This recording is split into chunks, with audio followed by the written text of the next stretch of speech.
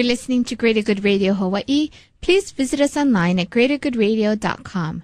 Today's guest is General Steven Hummer, Commanding General of the Marine Corps Base Hawaii. In his military career, General Hummer has received more than a dozen awards, including the Defense Superior Service Medal, Bronze Star, Combat Action Ribbon, and Military Outstanding Volunteer Service Medal. You had mentioned that your father was in Pennsylvania. Is that where you're born and raised? Yes, I was born there, raised until, like I said, I was 14, and then we started moving around the military circles. You mentioned when we initially had met about mentorship and how important that was. Can you maybe share with us who were some of your most important mentors and what they've taught you that's helped you in your rise to the top, I guess? Well, career-wise, I think it's important for senior folks, successful folks, however you define that, to let those who are still feeling their way, let them know how they're doing and that they have certain potentials. As a corporal and a sergeant, had I not been mentored by a lieutenant colonel who eventually said, you know, you probably ought to look to go into the officer program if you want to spend more time in the Marine Corps. If I had not had someone put their finger on that and say that I have the potential, I may not have realized that potential.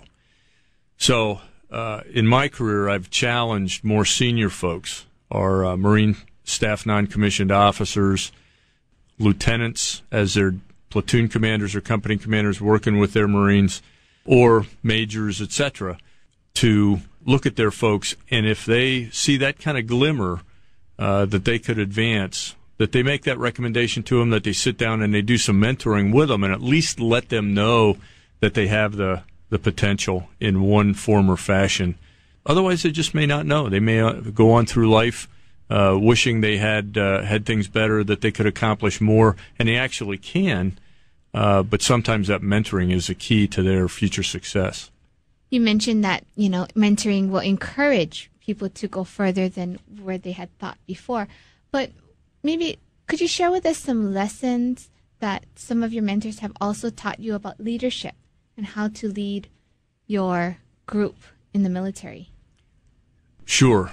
Mentoring and leadership go very, very much hand in hand. As a leader, you want to, first off, develop a connection with the people that you're leading. However you may want to do that.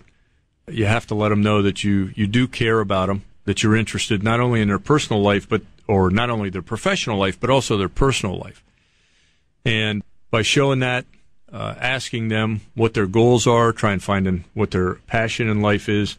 Maybe their goal is not to necessarily stay in the Marine Corps or the military, but they want to use that as a stepping stone for something further. There's a vast opportunity out there to work with young folks, especially in the military, more specifically the Marine Corps, to help lead them along. But first you have to find out what their passion is. What do they really want to do in life, regardless of resources? Ask them, if I handed you a $1 million bill today, what would you do with it with regard to your future, your career? What's your passion in life? Is it art? Is it music? Is it sports? Or is it actually the things that bring people to the military? What do you find out has been kind of the common one? Is there a common answer that they give you when you ask them that? No. The answers are all over the page. A technique that I've used is I've asked people to write down their goals. And in studying, I've found that there's only about 3% of the people in the United States that actually take time to sit down and write their goals.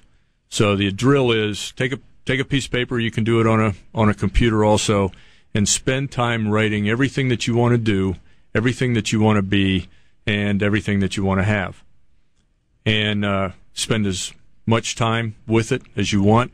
If you're married, bring your spouse in on it, and create this either a bulletized list or a text document that lays out all those things. Then once you feel you're done, go through it again and see if there's anything that you've missed. Once you complete that phase, then you look to the top 3 to 5 professional goals that you want to achieve and the top 3 to 5 personal goals that you want to achieve, and break them out. And then under them, put the steps that you have to achieve to realize that goal. And then next to those steps, put the date that you want to achieve them. That is your plan. That is your goals plan, and hopefully it is focused toward your passion in life, what you want to do, what you want to have, what you want to be. It's a very personal type of drill because no 2 documents would be the same, or no 2 checklists would be the same. And then the final step is take action. If you don't take action on your goals, if you don't take action on your passions, then you're just going to sit where you are now. So I found there were folks that I've talked to and looked at their goal sheets, discussed it with them, and what I'm looking for is ways professionally I can help them and ways personally I can help them also. And through that discussion, you do develop that link, that kind of loyalty, because in a lot of cases, it's a unique interest with a mentor and a mentee going through that process. Thanks for tuning in. Stay tuned for more on Greater Good Radio.